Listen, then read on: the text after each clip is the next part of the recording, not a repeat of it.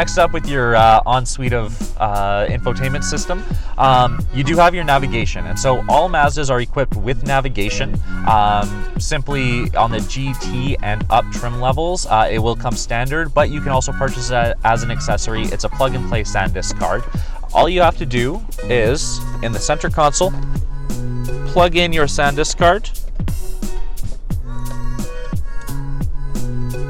like so, and your navigation menu will be available in a short second, just like that.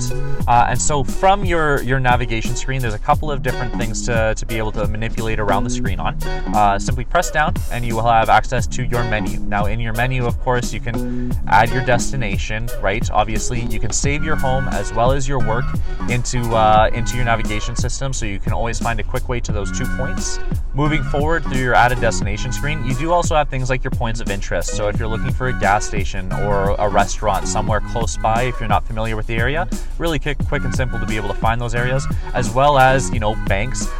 The nice thing about our navigation system is it does also break down exactly the name of the bank or the restaurant that you're going to. So if you're looking for a specific bank, so you don't have to pay service fees at the wrong location, you can actually locate your specific bank that way. There's lots of different categories though, so you can kind of search around and figure out exactly what you're looking for. And then it will also save recent destinations down below. So in that recent destinations tab, anywhere that you've been in the last little bit that you need to return to, really quick and simple to be able to get back over to there. Now, going back to the map here, you do also have a couple different ways to be able to view the map. So obviously if you prefer 3D or however you choose to see it, there's a couple different ways to be able to do that, as well as your travel information. So it'll give you things like your access to your SiriusXM travel link, which I mentioned previously. Things like looking for help, exactly where you are, GPS coordinates, that type of information, as well as small country information about where you're at. Things like if you're in the States, every state having a different speed limit on various roads, it will actually tell you what those speed limits are set to be.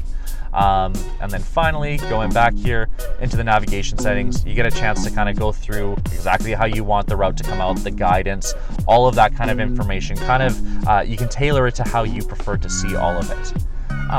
And then you can entirely mute the guidance system altogether. So if you just want to look at the map, you don't want to hear her telling you where to turn, how far away the turn is, you can mute that entirely. Now going back to the actual screen, to be able to manipulate, simply use the HMI commander, and you can actually, using the toggle, go forward and backwards, back and forth, as well as scroll in and out by turning the HMI commander. So if you ever want to go all the way back, and then you can move around to be able to see a little bit more of an area around you. Now, if you ever want to return to cockpit, simply press on the HMI commander and click on the current position, and it will return you back to where you were.